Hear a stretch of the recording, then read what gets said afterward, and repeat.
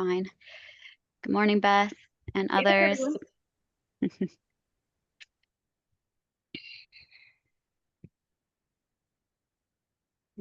Welcome, welcome. I think we're gonna wait maybe another couple minutes to see if others trickle in. Of course, let me know if you all on your side are expecting others that you know, and you'll be more well-versed than me. But even on our end, we're still waiting for 2 colleagues, so we'll give it a little bit.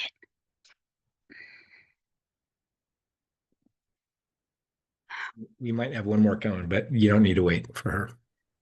We don't. No, she's just gonna listen in. That's what she said. So. Just kidding. Happy fall. Any favorite fall traditions that y'all are getting into? My daughter is like, we are decorating for Halloween early this year, Mom. She's on it. And I'm like, I feel like it's a little too early, but I guess once it's October, it's allowed. I started my fall decorations 2 weeks ago. What? And I did it because the last few years I've been like late, like really late. So not this year. Not this year. Might have been a little bit earlier than I should have, but oh well, I'm ready. Thea, what's your daughter's ideal decorations? You know, she's like a really adorable 9-year-old girl, and she is into the most gruesome stuff. But she wants like severed arms and legs hanging from our trees, and like, you know, really creepy like displays in our windows. And I'm like, no. I would go with like pumpkin and corn. You'd be right at home at my house. I was gonna say I have a 9-year-old as well that has the same tastes in Halloween decor. That's funny. Maybe I'll bring my vampire baby up for this call at some point. Real creepy. I hope you do.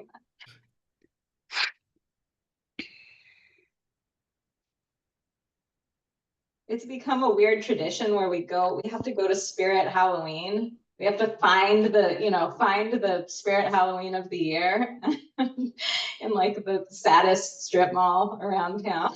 And then we spend hours there, literally. That's a good tradition. I like that one. I'm like pumpkin patch, no Spirit Halloween. Well, let's see. I see MIG, Cascadia, Winterbrook, Echo.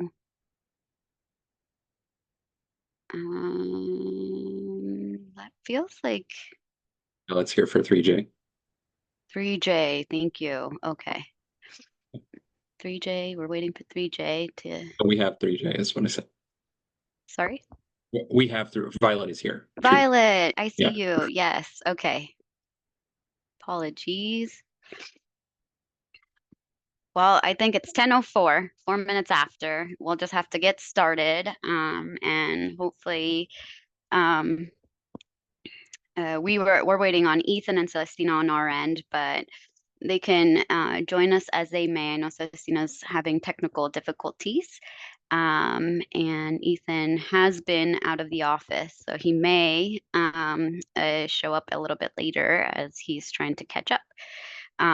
With that, I'm just going to get us going and say good morning, welcome, and thank you for being here today.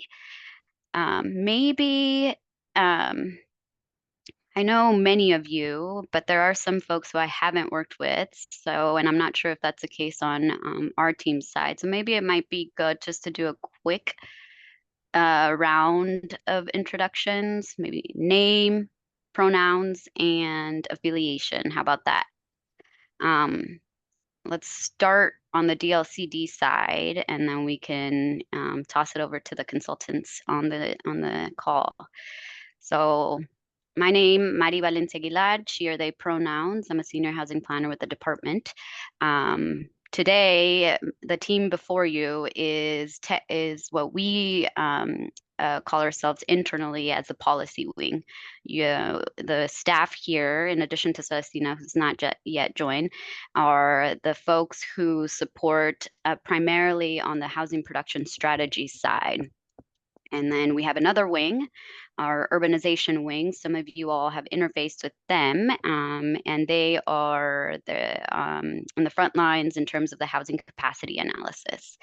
So that gives you a little bit of context in terms as to why we specifically are the ones kind of leading this debrief, which is focused on the housing production strategy. So with that, I'll hand it over to Sam. Yeah, hi, Introduce Sam himself. Goldberg, he, him pronouns. I'm a housing policy analyst at DLCD. And I am Thea Crone, she, her pronouns, also in the policy wing, housing planner. Sounds good. How about I toss it over to Winterbrook staff? I see Larissa on my end as next. Yeah, I can start us off. I'm Larissa Gladding. I'm a planner with Winterbrook Planning, and I was able to work on our HPS projects with Happy Valley and Sweet Home this last year. I love that nugget.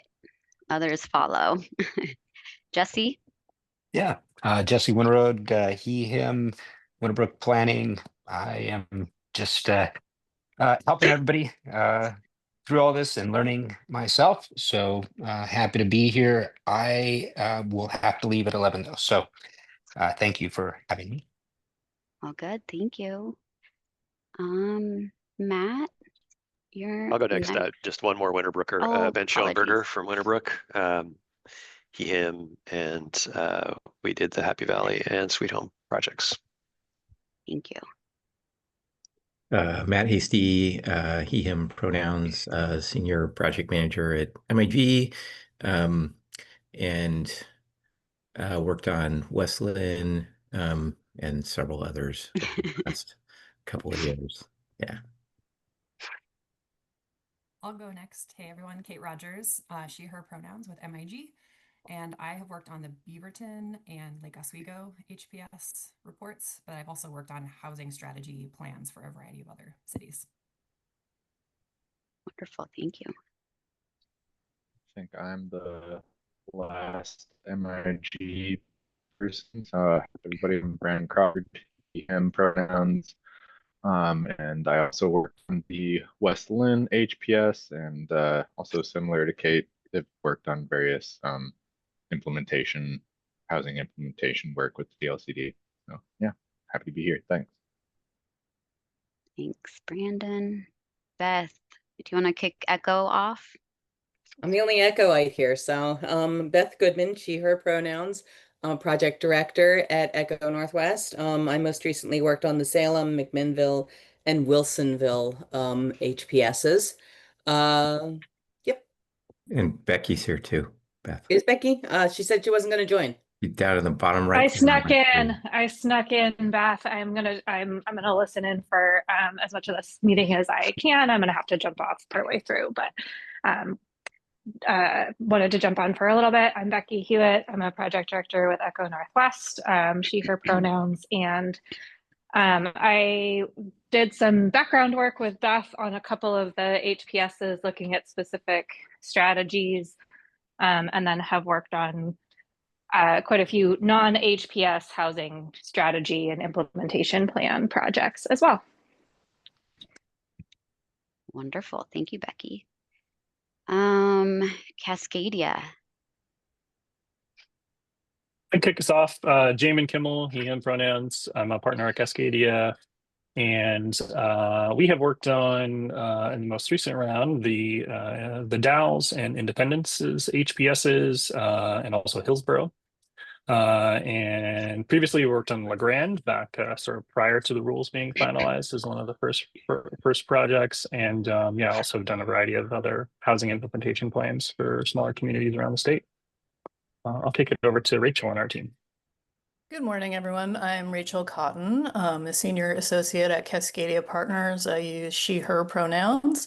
I've worked on several of the projects Jamin mentioned. We also did the Lebanon HPS and a number of other housing related plans. And I'll kick it over to Lydia from our team. Yeah, I'll round us out. I'm Lydia Ness. I'm also a senior associate with Cascadia Partners. I use she, her pronouns and worked on pretty much everyone that HPS that Jamin listed. So yeah, happy to be here. Wonderful. And Violet? Yeah, I guess since we match, I'll go next. Yeah, so Violet Brown is senior planner with 3J Consulting, and I've worked on a ton of housing work in both Oregon and Washington, but then most recently on the Malala HPS and also on the Canby HPS.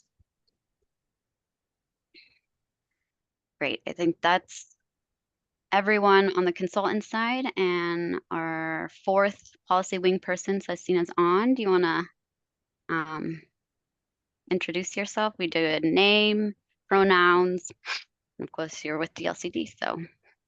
Yes, thank you, everybody. We did a full laptop restart today with some Zoom crashing, so thanks for your patience. Celestina Teva, she and they pronouns, housing planner with DLCD. I have not had as much of the pleasure of working deep in the HPS program this year as I did last year, but I look forward to getting back into it a little bit more deeply in the near future with our Oregon Housing Needs Analysis rulemaking coming to a close. That said, it is a team-wide effort, so we're all plugged in, but happy to be here today. Well, thank you. Thea, do you want to get our PowerPoint loaded? Wonderful.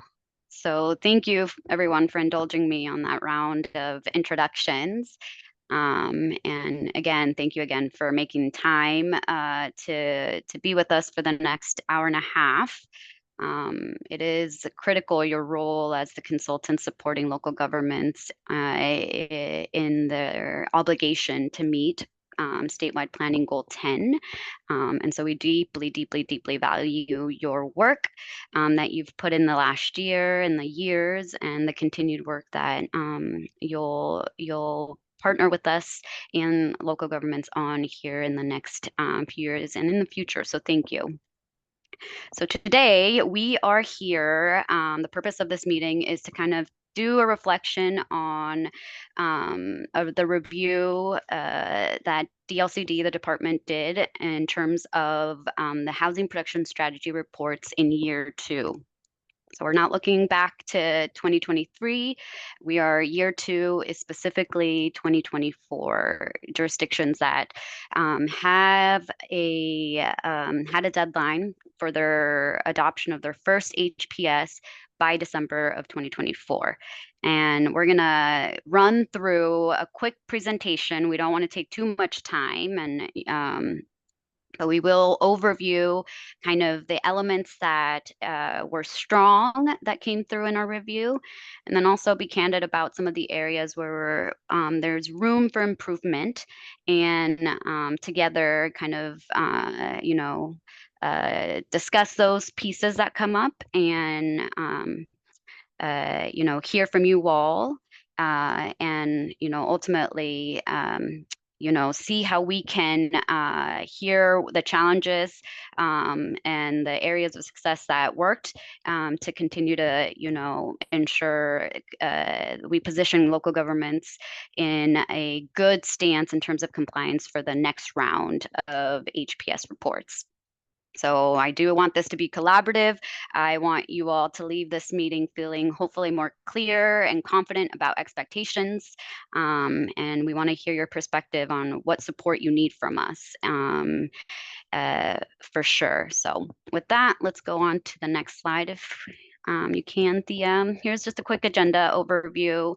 I'm going to walk us through just quickly year 2, a couple of points.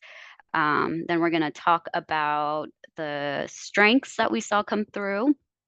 the areas of improvement.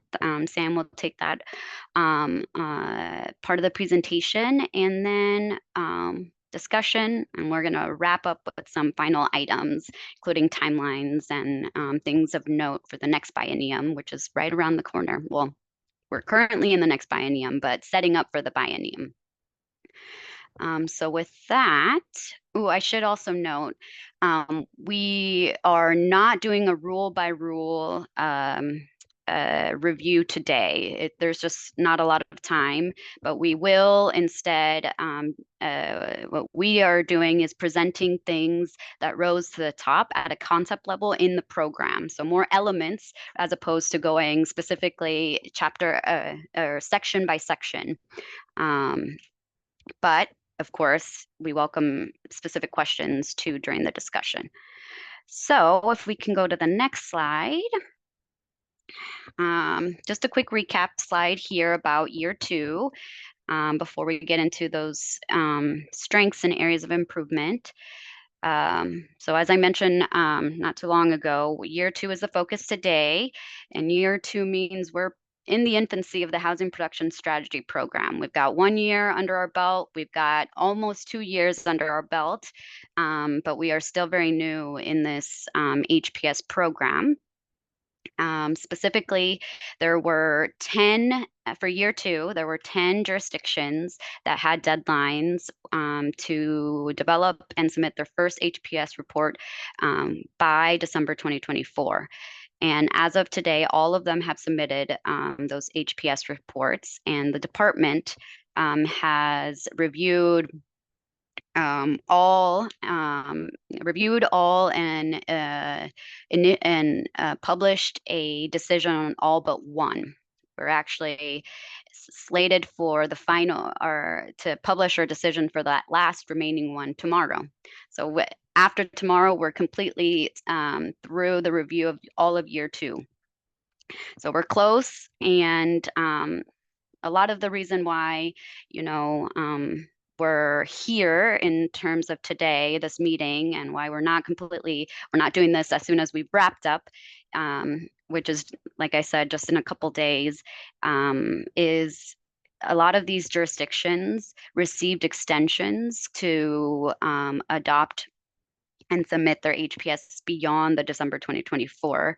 And so couple that with the department's review of 120 days, that pushes things out in our review out this year.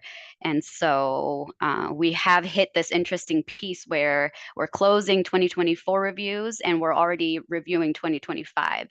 And so that last item column here that you see on the slide is exactly that. We have 2 other jurisdictions that with deadlines by the end of 2025, 2 of which have already submitted, Wilsonville and McMinnville, and there's a couple others that we know are forthcoming. So while year 2 is closing, year 3 is still live and open and will continue. But I will talk about that a little bit more at the end of the wrap up. So let's go to the next slide, please, Thea. Hi. I'm not going to back over any dogs, am I? Oh. Okay. Oh, hopefully the dog's safe. Sorry about that. All good. Strengths and successes. So let's jump right in. First, we're going to start with elevating some of the areas of strength that came through, specifically focusing in on the community engagement and the contextualized housing need elements of the housing production strategy. So if we can go to the next slide, beginning with community engagement. Excuse me. First of all, it's important to highlight that all reports, documented engagement processes well.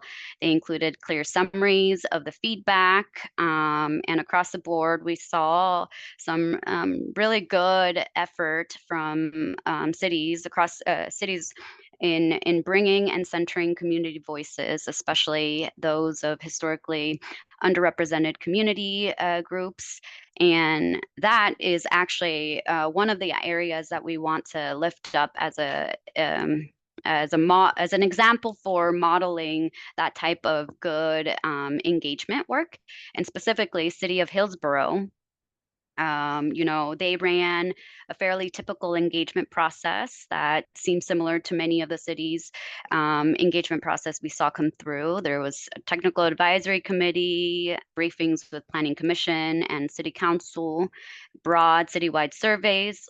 Those were kind of the typical tactics, but City of Hillsborough has a large Latinx community population in the community, and recognizing that, they partnered with a community-based organization to host a series of bilingual focus groups in English and Spanish. And there's three focus groups across the project, and that last the first two kind of focused on housing needs and ground truthing housing needs identified through the CHN, but then that third one was a close the loop session. So kind of doing a full swoop of engagement work, which is great and amazing to see. So it's a strong model for, kind of meeting communities where they are and ground truthing the quantitative findings with real lived experiences of community members. The next example, the next kind of model that we want to lift up is City of Salem, in terms of demonstrating a really good best practice in terms of building on recent and related engagement, rather than starting wholesale and potentially over tapping community members. What they did specifically is, few years prior to the development of their HPS, they had CFEC work, climate friendly and equitable communities work, and through that work they convened an equity roundtable of various interested parties, including historically marginalized community members and community-based organizations, to analyze the displacement risk across the city, and more importantly, they identified mitigation actions to that risk of displacement. Three of those mitigating actions became actions in their HPS. So that line from that work carried into the HPS, which is great. They also had a lot more going on. They had the consolidated plan as part of their federal requirements and engagement work that was part of that, and updates to their comprehensive plan and engagement work associated with that work too. That feedback from that engagement also was channeled into the CHN work of the HPS.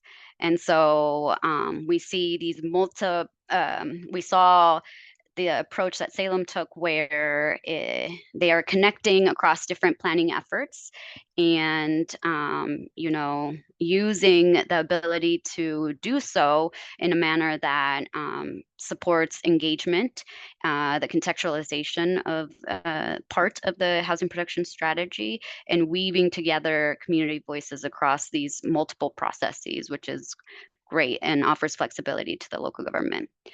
So that is, we love to see that work. And so those were great models in terms of engagement.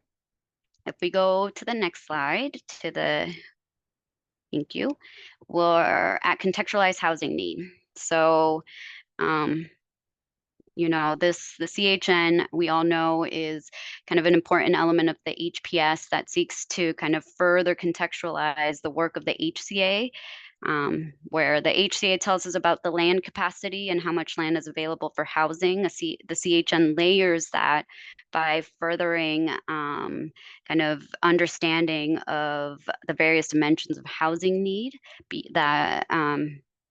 beyond what the land data alone tells us. So, bringing in population-specific data for key community groups, income levels, demographics, and answering the key central question of housing for who. That really is the heart of the CHN, and all of the reports that came through our desk built, included a CHN, and it was a foundation for the HPS work, which is exactly the intent of that element. However, the real value of the CHN is not just about kind of outlining and reporting the numbers. It really is about drawing conclusions, asking, so what does this tell us? What findings, what does that mean? And so while I noted that all reports did include a CHN, a few stood out because they took it to that next step of kind of summarizing the findings in a way that responds to the question of, so what does that mean? So here are 3 kind of snaps from housing production strategy, specifically the city of Salem, city of Malala, and city of Sweet Home, where you can tell that they're different layouts, but they're essentially doing exactly that, where they're providing clear conclusions about what the CHN data tells us. And so I'm not going to go one by one, but I'll just, in light of time, but I will just maybe highlight the middle one, which is from the city of Sweet Home. And here they outline that the city is relatively poor. It's a relatively poor community. Low-income residents predominantly live in the area, and they can't afford single-family dwellings or single-family detached homes. And to address the disparity, the city needs to produce more affordable housing types, including middle housing, ADUs, and apartments. And so that synthesis piece, that latter part, is what makes the contextualized housing need actionable. It gives the data the direction to the next element of the housing production strategy, which is the action selection. So come local government getting ready to do that work, there's kind of a nice a data piece to kind of focus in.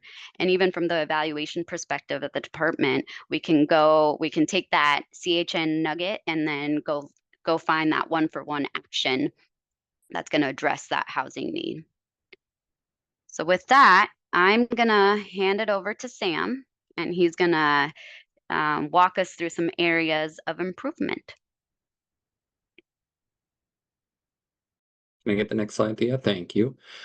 So yeah, I get the fun section of talking about what didn't go so great, but I want to be clear that this is not, this is definitely not going to be picking on any particular consultant.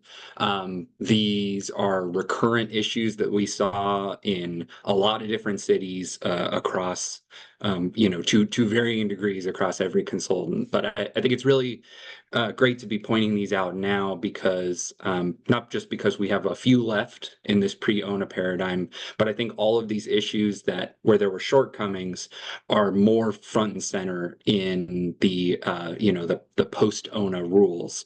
And so, we can really, this is, I think, going to be a good foundation for getting refocused as these new rules come and become, again, more front and center. So these are broadly, this kind of fair housing analysis. Who is this impacting?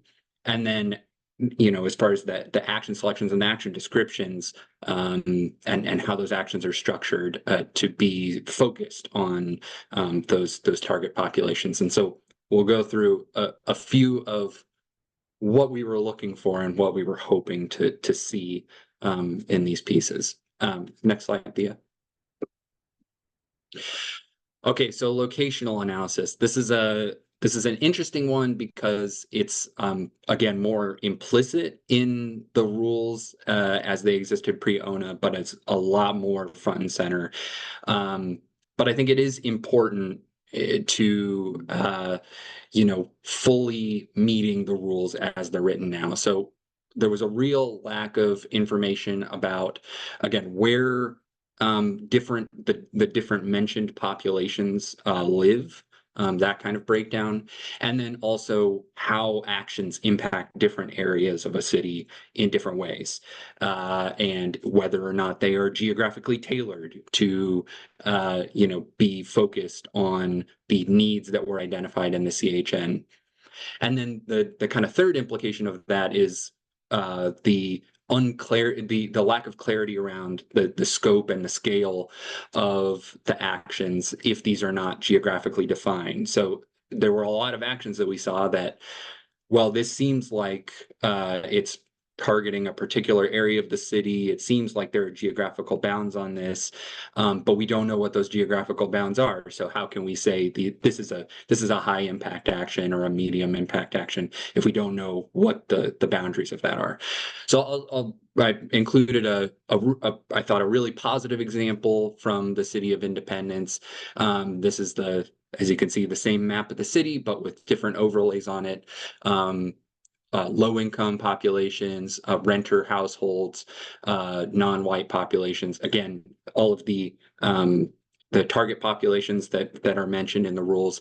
And then there's that fourth map, which is the target zones for housing production. So it's kind of a stripped down zoning map that allowed us to, take what we saw, an action says this is going to target high density residential zones. We can look at this map and say, oh, this is what they mean by that. This is how much land this takes up and where it is in the city. So really strong way of showing that. Next slide. Okay, I think, can we click one more through? Well, one more. There we go.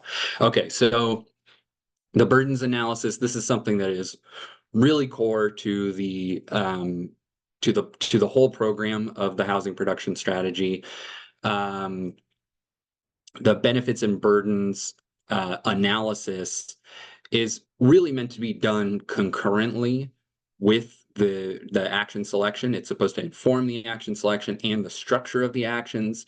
And in many HPSs, again, not singling anyone out for this, it felt like an afterthought. It felt like an exercise that was done on the tail end to kind of retroactively look at what had already been decided was going to be the list of actions and how it was going to be implemented. So there were, in some cases, it was missing entirely. In other cases, there were a lot, if not all, actions said that there was, for instance, no burdens on populations, or that all populations will benefit from this action. We were really looking for specificity, again, about the populations that would be impacted. It is entirely possible that all populations are benefited or burdened by a particular action. But once you start breaking it down and actually explaining who will be impacted and why, then we can get to that next piece, which is how do we mitigate that? And how do we focus our other actions or our implementation actions to be a little clearer in responding to that? So I did put some examples. I think both of these are from the Lake Oswego HPS.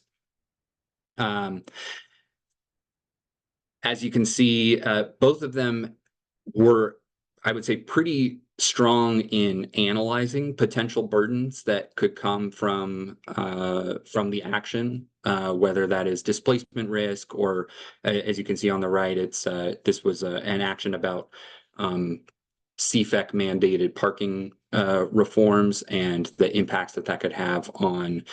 Oh, sorry, this is not the one that I thought. Oh yeah, it is. Sorry. There was a potential burden that was mentioned, that removing the parking mandates could create a burden on people with disabilities. And that's great to point out.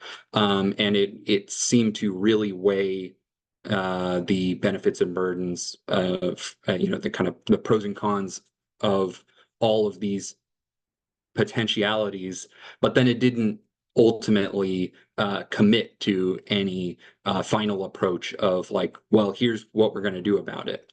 And so that was a pretty common theme, even where burdens were well articulated. The mitigation action was either non-committal or was just not really present. Okay, now we can move to the next one.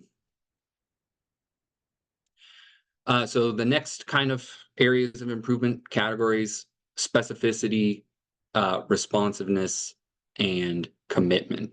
Okay, we can move to the next one. Can you click through a couple times? All right, so perfect. So timelines. This is a really big one. Timelines were presented in a wide variety of manners, which is not a problem in and of itself, but there are definitely particular pieces of information that we need.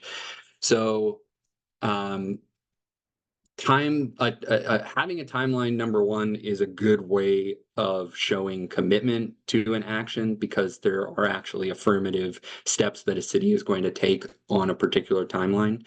And then from there, we have a way of checking for completion, essentially. It's good for the city because it can keep them on task, and it's good for us because then we can easily review, okay, this was done on the timeline that the city said was going to happen. This is going to be really important starting next year, because next year is going to be the first year that cities are eligible for the midpoint report and acceleration program. And so we're going to have to, look at these timelines. The city's going to have to look at these timelines and say these actions from the first half of our program were completed on time or they were not. That's inherently problematic when timelines in some cases were presented as ranges some of which spanned across the midpoint report. So can we say, like, well, this maybe should have gotten done in the first half, or maybe this is supposed to be in the second half? There was also sometimes a lack of differentiation between the time lines that are outlined in rules. The rules have 3 different timelines. There's timeline for adoption, timeline for implementation, and time frame upon which an action is supposed to impact needed housing. And all 3 of those have a purpose. It can sometimes seem repetitive, but they all 3 have a purpose for our review and for the city's review, and differentiating those, again, is really important from a practical perspective in this program. Okay, we can go to the next one. And yeah. Okay, so responsiveness, meeting the needs.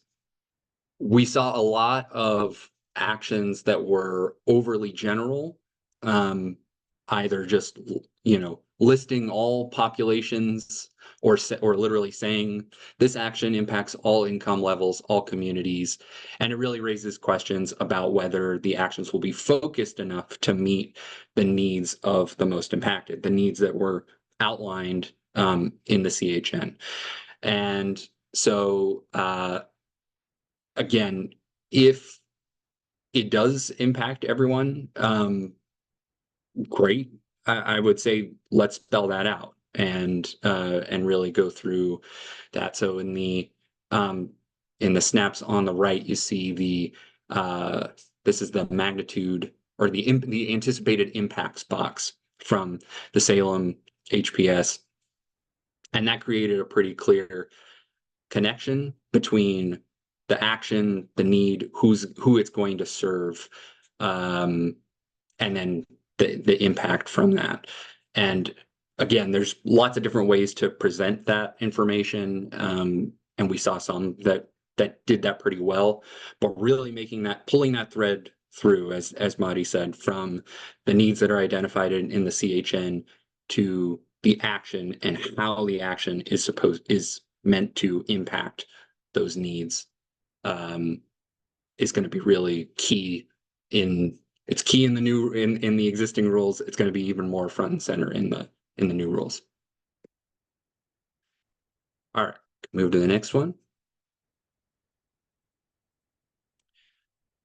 One more. Yeah, there we go. I wanted to hone in on this part of the responsiveness of the actions in particular, which was affordability. The income levels were sometimes very broad and vague. I put a couple images here. One from the Hillsborough HPS, which said that the target of this action are dependent upon the targets that are prioritized for coordinated advocacy efforts and the outcome of those efforts. Again, not specifying a particular population or income group, saying that it's going to be, kind of determined after the fact, whereas the action, ideally would have been clear from the outset who this is meant to reach, what need this is meant to address from the CHN. The one below that is from the West Lynn HPS. It had this very broad 0 to 80% AMI. There were needs that were identified that were specifically very low income, in that 0 to 30 range, and there were no actions which directly addressed anything in the 0 to 30 range. And that actually led to I included this because this led to a condition of approval for this HPS. In there, it's related to their fair and equitable housing outcomes, the housing needs for people experiencing homelessness and for people at risk of homelessness. Especially for the people at risk of homelessness, there's really no one-to-one identification of a population who needs a particular thing. And as a result, the HBS said, we don't have any actions that directly address the needs of people experiencing homelessness or at risk of homelessness. And we pointed to the fact that there were a lot of actions that has this range of 0 to 80, 0 to 100% AMI, and none of them specified, well, this 0 to 30 could actually be a pretty good proxy. And so if you specify a couple actions that are focused on that 0 to 30, then we have this proxy. So I just included that as an example because it's a recent one that we were thinking about. On the right, you'll see something that a method of presenting income that I really liked. The incomes are broken down. This is from the Independence HPS. The incomes are broken down by the median family income. So it specifies what that actually means in terms of monthly housing costs. And then in the actions themselves, it specified how those income groups would be impacted by a particular action. So you can see for this particular one, the impact is mostly going to be on that workforce range, 80 to 120%, and then also a pretty significant impact on the affordable range, the 30 to 80%. So there was some real thought put into how that was presented, and that's not just good for us as reviewers. I would say it's good for the city and for people living in the city, and in terms of understanding what this actually means. All right, we can move to the next one. So this was probably the biggest and most recurrent issue, which was commitment. And I'm sure you've heard this from us quite a few times. A lot of very broad, exploratory, and non-committal language in the titles and in the descriptions. Things like evaluate without a kind of follow-up adopt, may include, within potential new TIF districts. And so a lot of vagueness, lack of clarity around what the scope was, what the city is actually committing to doing, and whether this would even result in a firm action. In the new rules, the place of we heard consistently, we want a place for exploratory actions. We want a place for exploratory work. So that is very much differentiated. There is a clear role and purpose for exploratory work, and they are not actions. Kind of full stop. Like an action is an action. It has clearly defined and committal steps that the city will be taking. We had, even in the rules as they existed, there were certain actions that we just couldn't get there, as far as saying like the city seems to be committing to something. And so there were times where we spelled out this particular action. We are not counting this as meeting the needs. We encourage the city to fully implement this, but we do not feel confident in saying that this is committal enough that it will actually happen and will meet the needs. So we really wanted clear committal language in action titles, descriptions, and implementation steps. Again, there were a couple different ways that positive examples, I would say, that this was presented. The first one I think comes from City of Salem. So the city will revise the zoning code too, and it was pretty clear what they were talking about. And then there was a little bit of maybe this action could, but the bulk of the action was committal enough that we said, okay, we understand what the purpose of this is and what the end goal is. How are we evaluating successful completion of this action? I would also say that, one thing we saw was implementation actions getting a little clearer as the program has gone on. Some cities have gone to this, pretty clear set of implementation steps. So this last one was from West Lynn. As you can see, most of them sound exploratory. Consult, evaluate, determine how best, and then it has a very clear end result. City council action, implement through development code updates. So we have, there we go. Now we know how we are evaluating that this was successfully done. We have an adoption action that we can point to, and in order to say, okay, we're good on this.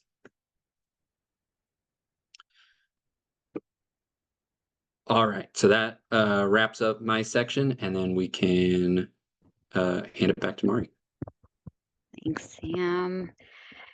That was a lot. And again, want to kind of reiterate all the good work that was done, and also, we recognize that you all support the local governments and have to, balance the tension of what is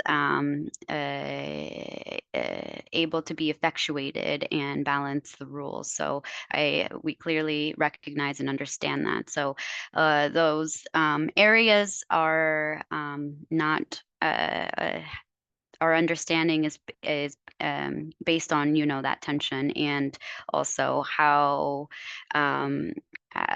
we work together to balance the rules, the program intent, and the work ahead. So with that, I want us to turn over to discussion. Our team as a whole is ready to hear your thoughts. We have a couple questions that we put together. These are the same questions that were in your agenda. I think maybe the first place to start is to, specifically go to any areas of clarification that are coming to mind for you based on what we just overviewed, or anything you need coming up for you relative to what we outlined. Maybe go there, or just anything that's coming to mind, or any of if you have any already reflections that you want to bring forward, please definitely. We'll turn it over to you all here and ensure that we're taking our notes. Beth, thank you. Do we need the slide deck up, or can we put it down so we can put it down? Okay, maybe. Oh, perfect. Someone Celestina put the questions in the chat. Thank you. Go ahead, Beth. Well, thank you for doing this, first of all. I really appreciate it. I have a number of questions, but I'll just start with my highest question. This is actually less of a question and more of a request. I feel so uncertain in doing some of this stuff of, are we doing it right? And so one of the things that I'm hoping that we can have in the next go round of these is involvement from the policy wing, and being able to say, hey, we're thinking about doing this. Hey, we're looking at that. And I know that staff, you can't attend all of the committee meetings, all of the city council meetings, that kind of stuff. But hoping to be able to call staff in, sometimes to speak some of the hard truths that we as consultants can only go so far to speak. Like I I can't push a city to, you must commit to doing the thing. But you DLCD staff, you can say what we need from the city is committal to, whatever the action is that's going to address this need. So I need help in making sure that we're doing it right, and then help in helping the city to understand what needs, what level of commitment's needed. So thank you very much. Even though I find this whole thing very nerve-wracking personally. So Yeah, I'll just say that there is light at the end of the tunnel, which I was going to offer in kind of our closing slides, which is, I think it's been our team's desire to have more capacity, to be as involved as Beth, you have just outlined the desire for. And there is capacity coming to our team that related to other work that's coming out of the legislature, which frees up our existing capacity. So there is the hope and desire from our team is definitely to be more involved in this biennium. That said, it also we don't know what we don't know just yet, but in terms of what that looks like, and we are going to formulate, we're going to internally come together and see what that can look like consistently. And the line when you need to call on us, if we on very sticky moments, if we didn't make it clear in this past biennium, I want to make it crystal clear right now and moving forward that should always be, that is available. We will have to rally, and we have to put our regulatory hats on and be there in that support. So Beth, to just be quite frank with you on that is yes, that is definitely the call that you can make, and that is, and we can be that the messenger, and should be the messenger, especially when we are when you are facing resistance, because there is program intent, and that is our duty to ensure the obligation of the intent of the program is being met. So those are a couple thoughts from me. Ethan, hi, welcome. Anything from you? Sure. Yeah, just to kind of echo some of the points that Marty was making. So right now, or over the 23-25 biennium, the last go round, it was rulemaking top 3 priorities in terms of what we were trying to accomplish.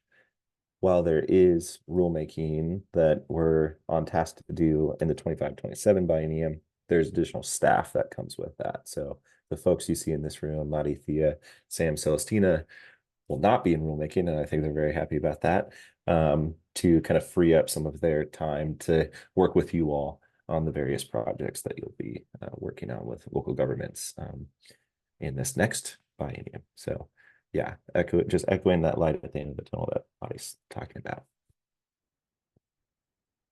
Yeah, and I'll also mention, you know, we are coming to the very end of those pre-ONA HPSs, and we've got now a bit of a lull to figure out a plan of attack for the very large number that are coming down the pipe.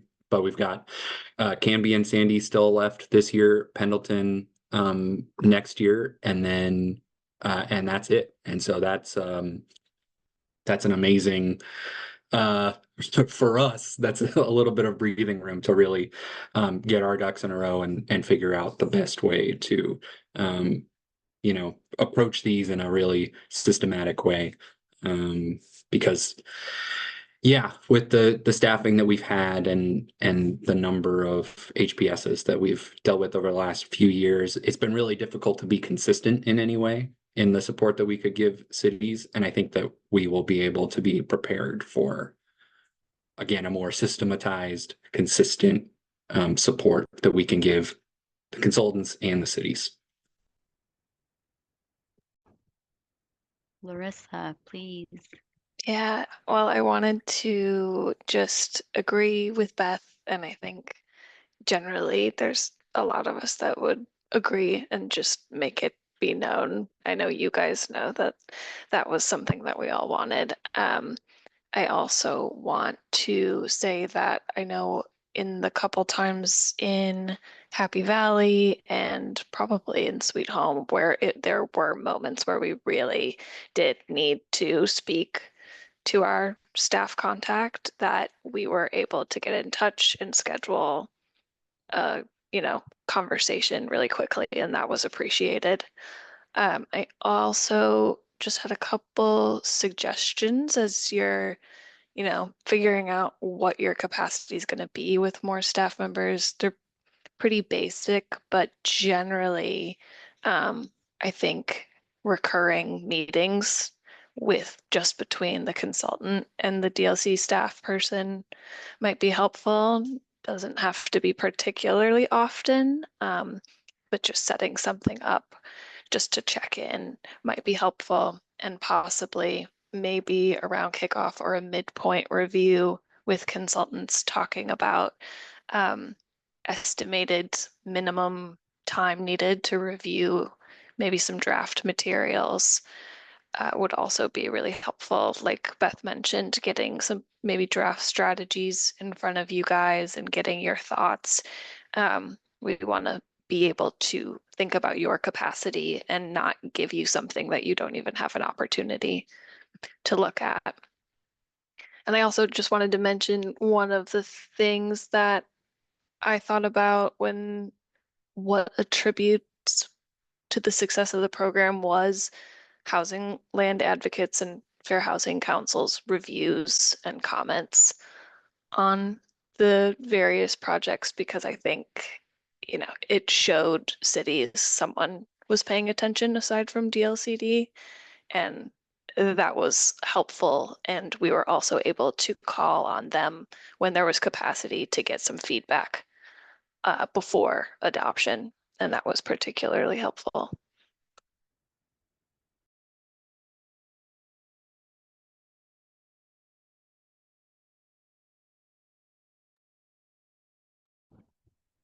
Thank you. That was great.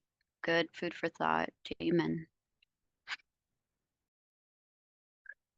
Yeah, I like Beth probably have a lot of thoughts. I'm trying to figure out what to start with first, but just like, I think like sort of zooming out a little bit in terms of you asked about the successes of the program. I think it's helpful to sort of zoom out and look at that. And as I thought about that a little bit before this meeting, we're calling back to some, similar kinds of housing plans we did prior to HPSs, and I think it's just worth, taking note of how much has changed as a result of the rules. I think the two biggest things coming that I'm noticing in that is the level of accountability that the HPSs sort of bring to cities, and I think that's really sort of just a sea change in the difference between a housing plan that sort of had a set of tools or a toolbox at the end of it, and no clarity about how or when those tools are going to be implemented, to what we have today. So, and then I think that the emphasis on equity and fair housing and the comprehensiveness that the rules call for, I think is a structure that is really necessary to make this whole program work. So. Those are some of my reflections on successes. I think the thing I'm trying to sort of formulate my thoughts on, I think, is there's what we struggle with the most is that there's this tension between specificity and commitment in these. And so you can get to a greater level of specificity about how the city will implement an action and what housing needs that will address. But often then that comes with or getting to that level of specificity requires more commitment from the city. And that's where we've had the most challenges, is getting a city to feel comfortable committing to using a tool or a policy in a particular way. And so there's often more comfort with, yeah, we know we can use, let's say, urban renewal or a MUPT program. We're comfortable committing to doing that, but we don't know yet, or we don't want to get comfortable. We can't get comfortable committing to using that for meeting a particular need at income level or particular housing type.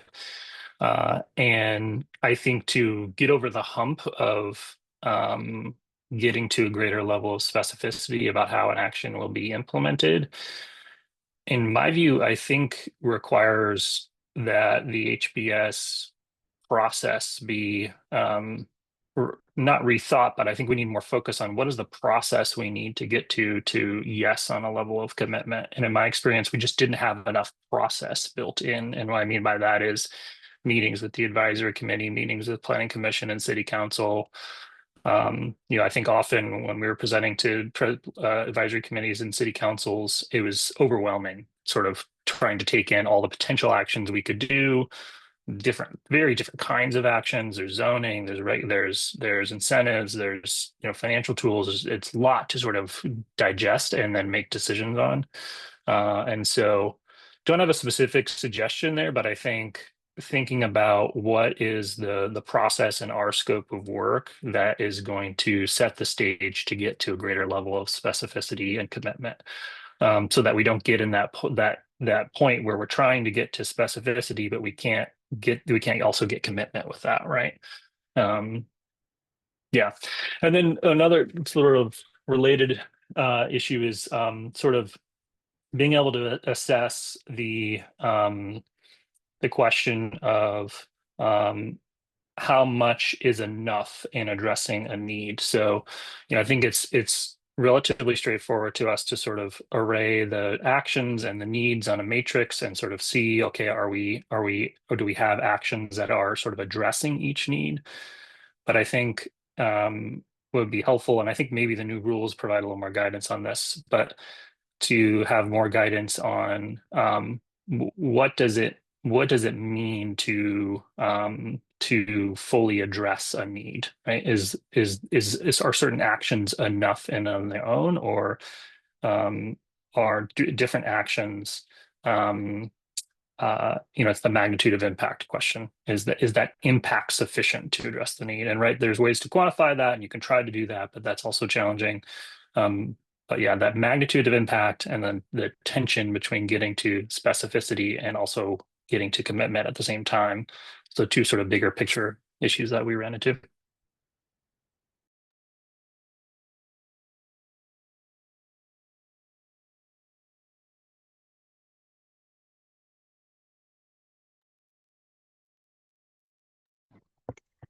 Sorry, I was taking notes. Thank you, Jamin.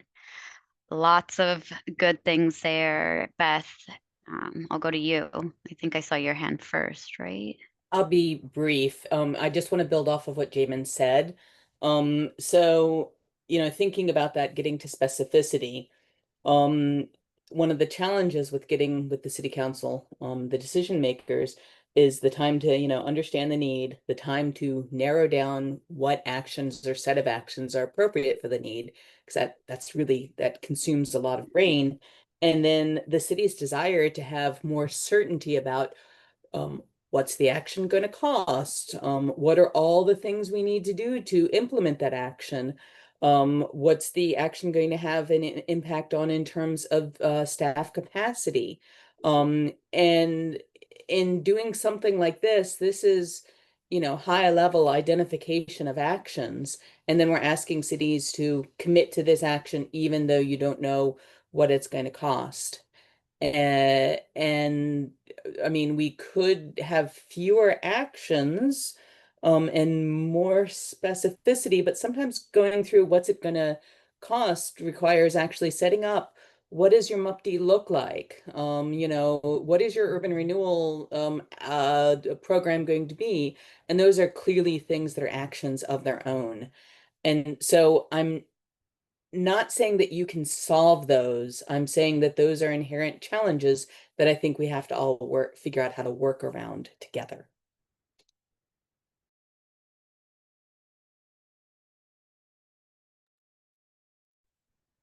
Yeah, I would just echo some of the, kind of everything everyone said, and just try to add a couple more things.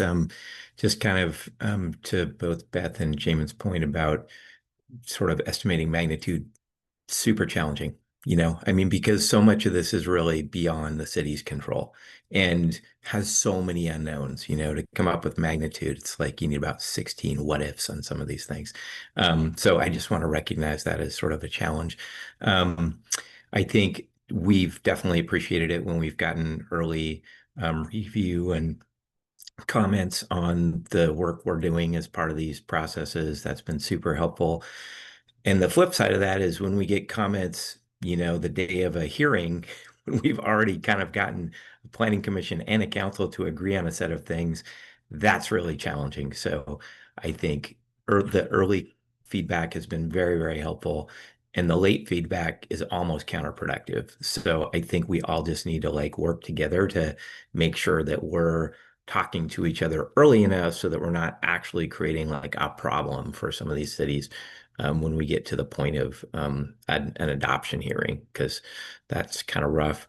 I will say I appreciate the comments about getting feedback from FHCO and HLA in these processes. On the other hand, sometimes we've had those folks, sorry to throw some stones, but participate, not give us too many comments during the process or participate in a very inconsistent manner. And then at the end, we get these really scathing, letters, and it's sort of like none of that came up in all these meetings you participated in. So I think if you help from you all to just sort of, I don't know, kind of encourage really consistent participation from some of those groups, if they're on our advisory committees, would be helpful. I think that's a way you could kind of help with that.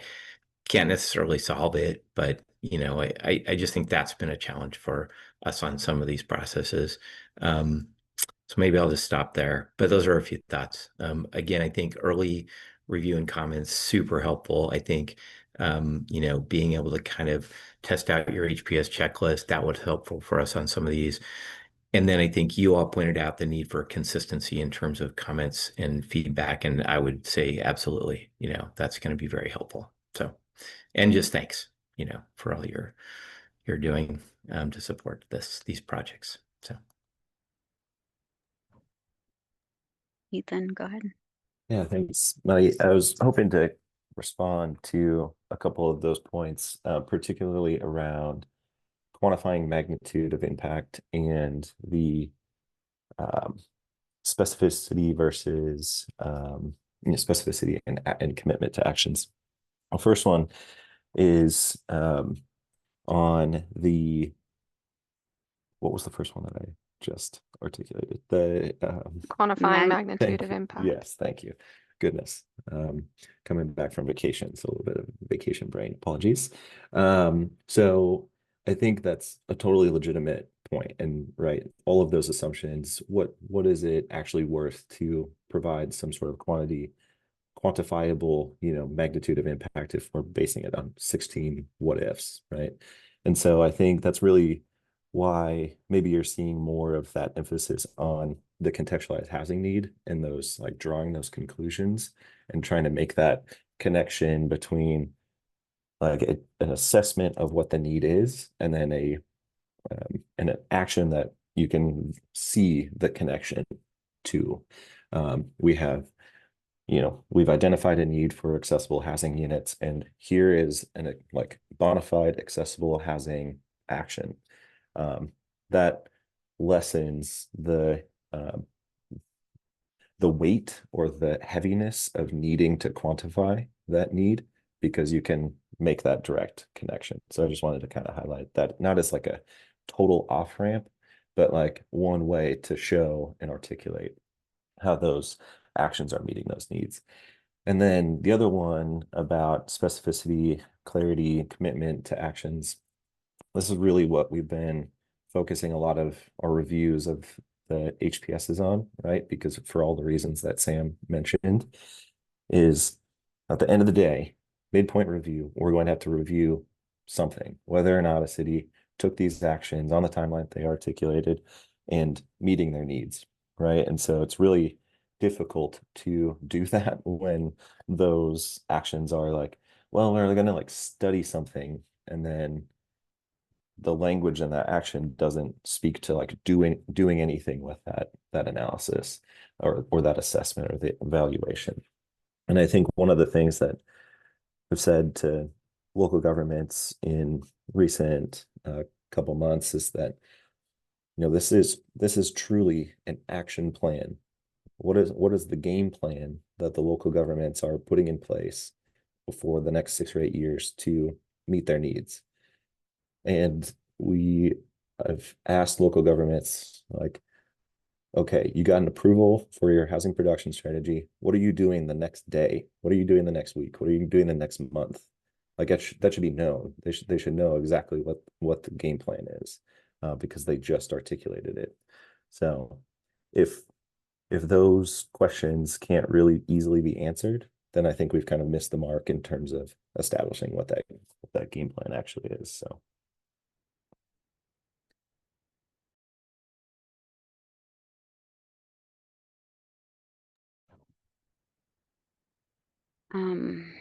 Thanks, Ethan. I wonder, well, I have other thoughts too, but maybe Violet, I know I want to hear as much. I'm looking at the time and it's close to 15 and this has all been wonderful to soak in. So Violet, I'll go to you and then I'll come back to myself. How about that? Yeah, I'll be quick. I wanted to just piggyback a little bit on what Beth and Jamin have said, and Matt. I think that also thank you for doing this. I think it's been extremely helpful. And in one of the ways that I think it was very helpful is the examples. And so I will say I've done some work in Utah, and in addition to like a checklist, there was also like a sample document, right, that showed like sample sections of like how these things like impacts can be addressed. And I think just seeing, here's independence and this is the way it's worked out and that's what we want to see, does clear up some of that hesitation or confusion of like, are we doing enough? Because again, in that place as a consultant, when you're working with particularly, I think, small jurisdictions, again, if I give everybody the benefit of the doubt that they all want the best policies in place, there is still, as Jamin said, I'd say nervousness around commitment to specificity, whether that's around capacity, or also just creating some sort of legal obligation, right? If we say in here that this is going to accomplish this, or we say that it's going to create 20 units in the next, like, what happens if it doesn't? There's a nervousness to that specificity, even when the support is there for the policy. So I think it's the, we're trying to bridge that a bit. And I do think that, I think a lot of us have been over the last year looking at the website, seeing what gets approved, reading what gets submitted, reading the approval conditions, and trying to find that line of like, okay, so this one got approved, but there's a condition here that they want to see a little bit more of this. So have I added a little bit more, or, and then in some cases you get yours adopted and then something comes out and you go, oh no, they, this decision means maybe I didn't quite get there. So I think just would probably save in the long run, money and staff time for you guys, and definitely for us to just have a little more, clarity on the what needs to go into each section. And I do think that I respect and I know, Samuel, I've heard a lot from you where I feel like you're really trying to say, like, you're trying to look at the whole thing and say, like, are we accomplishing, is it clear what we're trying to do? And so maybe there's doesn't need to be specificity here if it's over here. And you know what I mean? Like, you kind of trying to take the whole thing together, but it might be clearer to just try to set some, like, you need to define these terms, you need to have a metric, like, this is what we need to see in order to get the kind of HPSs on the first time that you really want to see. So that was just, again, work in Utah. I'm not saying it's perfect, but, they had a checklist. They had a list of policies similar where it was like, here are some ideas of what you can use. And here's a sample of what we're hoping the document looks like at the end of the day. So. Thanks, Violet. I think I'm gonna hand this over to Sestina to offer some thoughts too. Yeah, sounds great, Maddie. I can speak to some of what you just mentioned at the end there, Violet, as well, but I wanted to spend a moment also naming some of the opportunities to work with that specificity and commitment tension, if we want to call it a tension. And in some cases, I think it is. Which is that there was actually in the pre-owner rules, there is sort of a pathway for requesting an adjustment as well. But in the owner rules that will be in effect soon, that pathway is pretty crystal clear about a local government being able to request a different action at the midpoint, and even being able to list an alternate action at the time of adoption. So, we tried to keep this at the concept level, as Maddie mentioned at the top, and not get too deep into the comparisons of, the past rules versus the future rules. But I guess I just wanted to name that to say that there are some structural changes that we have tried to include specifically to support some of that. Again, that can be some pre-work in terms of knowing that there is an action that the city might not feel totally committed to, but they have a backup already in play, or even strategically making sure that the actions that the city is a little bit unsure about are in the first half so that they can be queued up to have done whatever last study they need to do to then say, oh, wait, we can't do it this way. We have to do it this way. And we're going to name that at the midpoint. So trying to give a little bit more process to support and ease some of that. And then I think there are a lot of elements to, having a checklist in terms of reviewing the HPS that is absolute. And so far the program has stopped short of quite getting there, Violet. But I do know that we're putting a lot of effort into revamping the HPS menu so that it is a little bit easier to use and apply in terms of making some of those decisions and suggestions about here's your need, here are things that you can consider. So we are trying to definitely beef up guidance a lot there. Not to say that there won't be more to do, but hearing on that for sure. Maybe the other element that I might just offer too, that it is something that we've updated in the new rules at that midpoint. We bring up the midpoint because it's the moment of flexibility in that it offers the opportunity for the local government to, report on progress and if needed to switch, on an action. That's the moment. I'll also say it doesn't mean that the housing need, we can't leave a gap in the housing need. So there has to be a switch. So that's important. Before and I don't know, and a question to me is that comes to mind for me is how, and that I'd love if someone can answer too, is if we think about it in that way, right? The flexibility is built into the program and it's at the midpoint, and it makes me wonder if it's understood, well received at the local level. And then what used to happen in the rules for kind of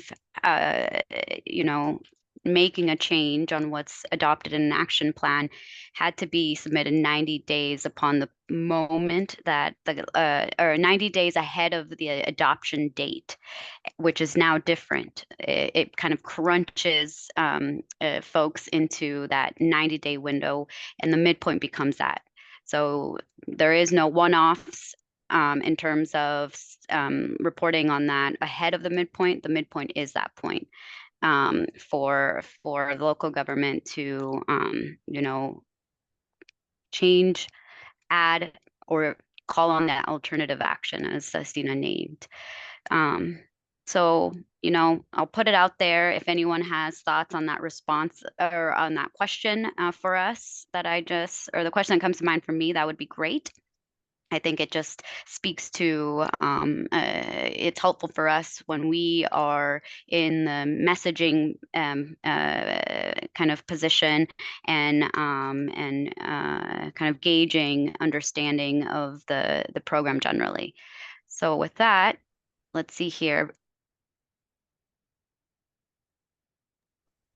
You went on mute at the very end there, Maddie, but yeah, I'm not sure if you queued Ben or Sam. Whoops, sorry. Yeah.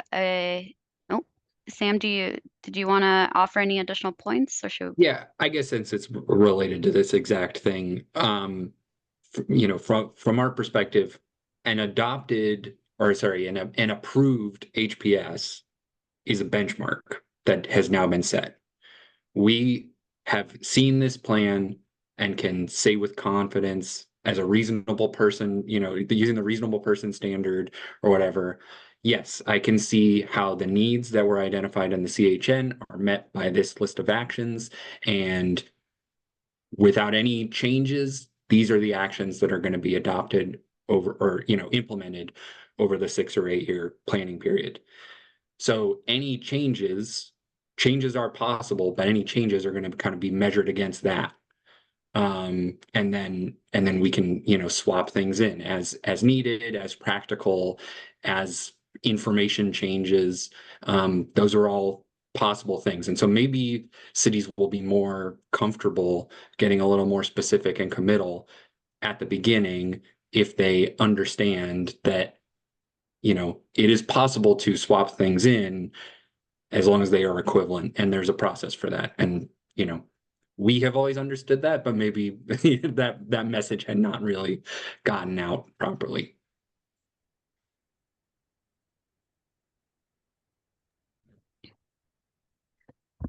Ben. Yeah, just a couple of quick things. Just taking under the hood that we are negotiating with our jurisdictions on the active verbs that Sam pointed out were not stiff enough. So I have had numerous conversations with, I know you say do, but can you say evaluate? Or I know you say implement, but can you say, study? And as consultants, it's tough for us to be like, we can point the finger a little bit, say the state is the bully here, and they're going to force you to be more specific and more precise and more active. We've done that for sure. But then we get pushed from the other side of, well, are they going to pay for another planner with my jurisdiction to take on the role, or are they going to sit on my city council and cast the deciding vote to waive SDCs for this category of housing or not, or something like that? So that's how these things can feel a little watered down at times. And I think there's a pressure there from both directions. And then also to just reiterate what Matt mentioned about false precision. And part of why I think there's a lot of like low impact, medium impact, high impact wishy-washy language is there's just no way to say whether, again, the example, waiving SDCs for a particular category of housing is going to generate 237 housing units over the next 8 years. It's like, I would love to be able to say that, but in order to do the analysis, I don't even know what kind of model you'd have to develop. So then you sort of say, I think this would have a low impact. I think this would have a medium impact. And that's something that we also struggled with our projects is I hope this would work, and I don't know. And I think the city should try it because there's no question it will have some impact, but how much, I don't really know. So it's my 2 key points. All I would ask is just to help the best we can to paint the picture or tell a story of how that action is going to seek to meet those identified needs. Whether if that's quantitative, that's wonderful, but if it's not, it's something else that's better than nothing, right? Because otherwise, we're left with the revere of the housing or the HPS is like, well, I don't know. I'm having to fill in a bunch of blanks here myself, and that's not a good position that's not a preferred position by DLCD, by your teams, by the city folks. So kind of just painting that picture and making it really clear to the best of your ability and the city's ability in the document to say needs, actions, here's how they sync up. That's helpful because then otherwise we're trying to build our own conclusions, and those might be off base.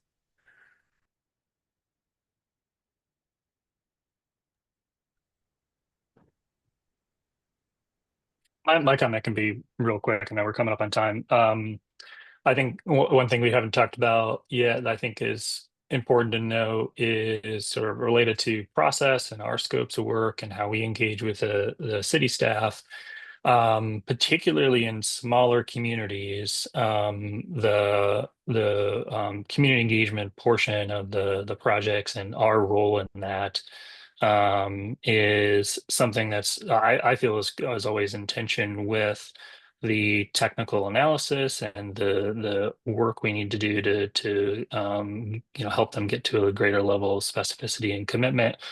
In that the meeting the sort of intent of the rules in terms of the depth and breadth of community engagement takes a lot of resources, and those small communities that we work with just often don't have the staff to dedicate to that. And so we're trying to supplement that and do as much as we can. It's the role that makes the most sense for local staff to take on to facilitate and organize community engagement, but often they feel unprepared and of the time and so we're stepping in to assist with that, and that does take away some time that we can focus on the technical aspects of the HPS rules. And so just a thing to think about when you're looking at grant allocations and funding for different projects is how much of a role can the staff take on here? I think you're showing the example from Hillsborough of a solid community engagement approach. I think, they would have like one full FTE dedicated to that project. And that's just, we got for a small community, you got like 0.1 of an FTE dedicated to this project. So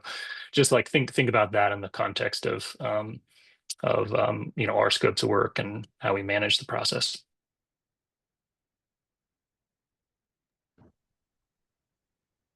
That's great. Thank you, Jamin. And I will say, I think it's a good point.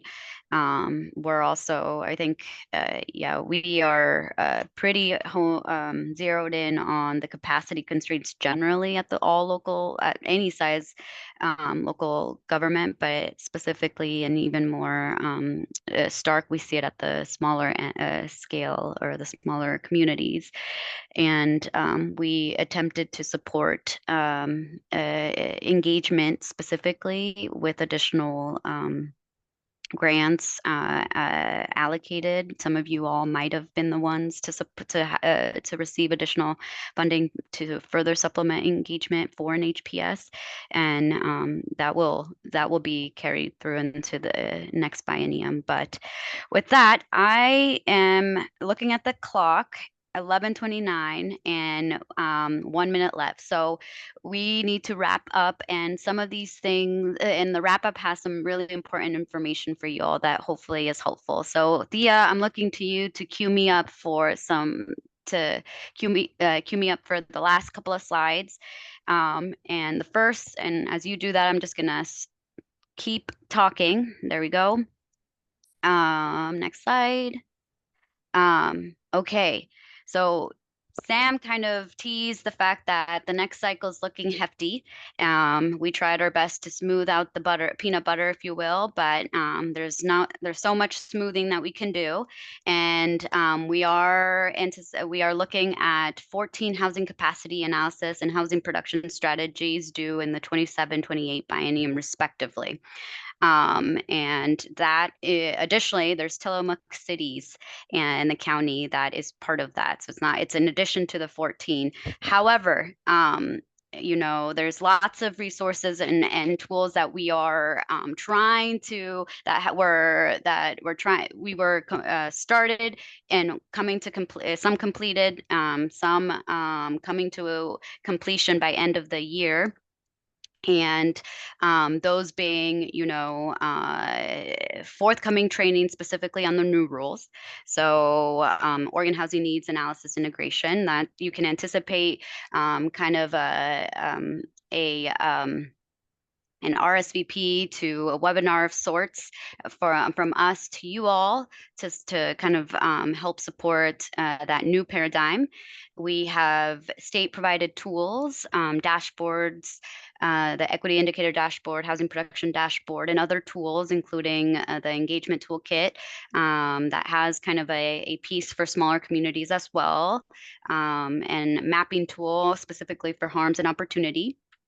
Then we are trying to complete a Goal 10 guidebook with the integration of the owner rules by the end of the year. And as Cecina mentioned earlier, updated menu of actions, hopefully in a template formatted in a way that's more helpful and in the orientation of what we've been discussing, which is targeted and specific, committal.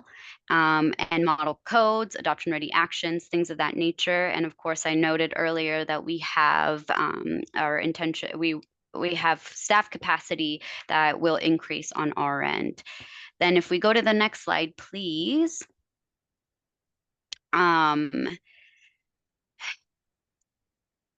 I'm going to go to the table real quick and say next and outline some of the timelines that are upon us. We have notice of awards for the housing planning assistance grants for this biennium coming out tomorrow, October 2nd.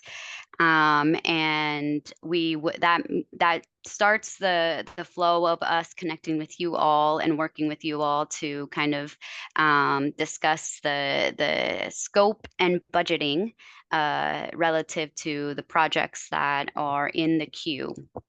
So Ethan, can I tap you in to see if you wanted to offer anything there regarding grants? Just some stats, 99 applications that we received. And between HAPO and the Housing Division, funding 87 of them. I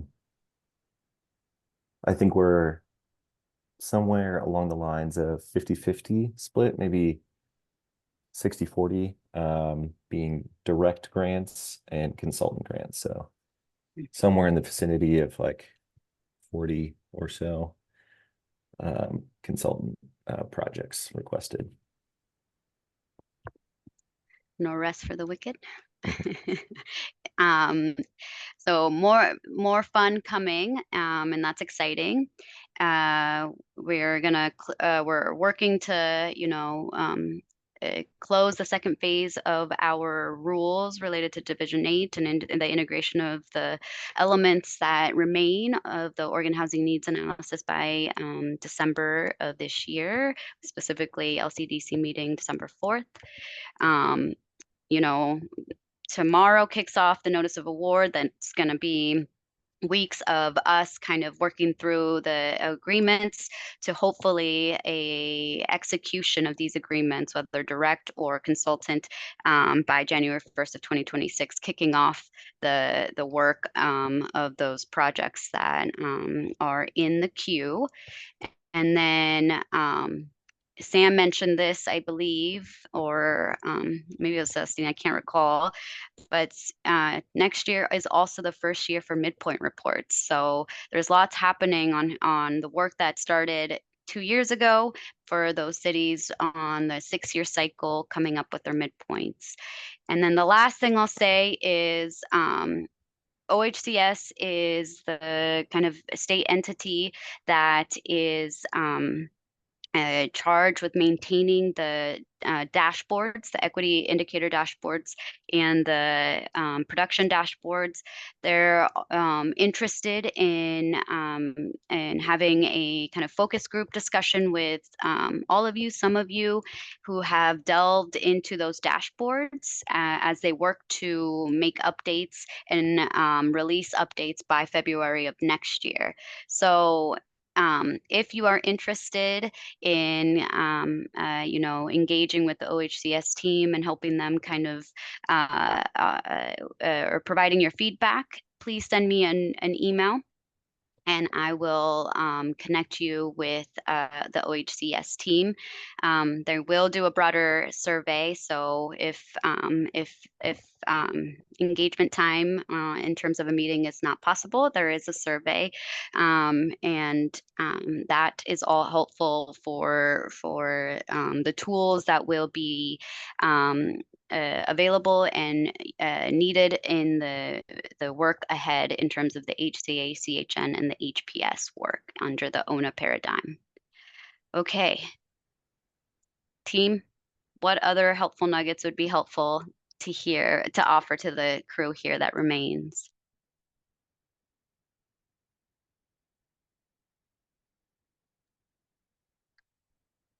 Go ahead, Ethan. Thank you. And just a note that we try, I'm glad to hear that folks are reading the decision letters, because we try to write those letters not just for the city that is being reviewed, but also for folks who are working on housing production strategies or interested in seeing where the department's at. So those are, I don't know, breadcrumbs or a view into how DLCD is reviewing those, not just for the city, but also for everybody else who's participating. Yeah. And yes, a double appreciation, always appreciating everyone's time here. It's a lot to ask of you all. So again, thank you. And if you did not, offer feedback, or there's additional thoughts that didn't get shared, Beth, you come to mind. You said you had lots stewing in there. Definitely call me, email me, send any of us those thoughts, and that is all helpful information. As all know, we are gearing up internally to set to work in the next biennium, and there's more to come. So your thoughts, your feedback here was helpful, and if you have more, send them my way. Again, thank you, thank you, thank you, thank you, thank you, thank you, and have a good rest of your day. Thank you. Thanks. Take care. Thanks, Steph. Bye-bye. Thank you. Thanks.